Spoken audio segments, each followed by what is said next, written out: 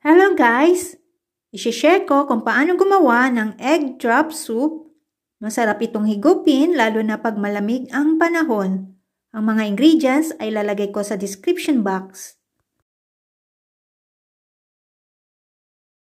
Sa kaldero ay nagpakulo na po ako ng 6 cups na chicken broth. At pagkakulo ay nilagay ang spring onion, carrots at corn kernel. Ibuhos ang cornstarch slurry. Ito ay cornstarch na tinunaw sa tubig at haluin ng 1 minuto. Pagkaraan ng 1 minuto ay maglagay ng ground pepper at konting sugar o maglagay depende sa inyong panlasa. Optional lamang po ang sugar.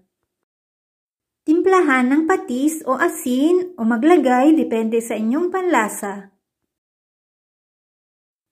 Ilagay ng dahan-dahan ang beaten eggs at habang binubuhos ito ay haluin ito ng mabilis. Pakuluin ng 5 minuto. Pagkaraan ng 5 minuto ay i-turn off ang heat at magbuhos ng 1 teaspoon sesame oil at muli itong haluin. Pagkatapos haluin, iserve habang mainit pa. I depend on God alone. I put my hope in Him. Psalms 62:5.